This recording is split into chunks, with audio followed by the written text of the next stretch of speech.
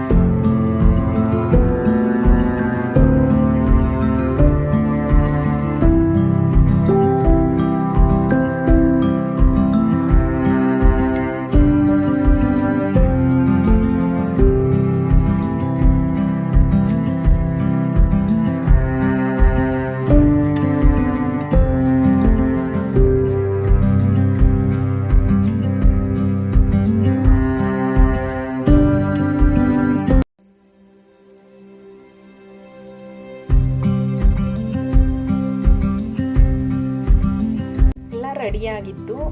ಮಲ್ಲಿಗೆ ಹೂ ಅಂದರೆ ನನಗೆ ಇಷ್ಟ, ಅದಕ್ಕೆ ಮಲ್ಲಿಗೆ ಹೂ ಕೊಡ್ಸೋಕ್ಕೆ ಕರ್ಕೊಂಡು ಹೋಗ್ತಿದ್ದಾರೆ ಸಿಟಿಗೆ. ಹಾಗೆ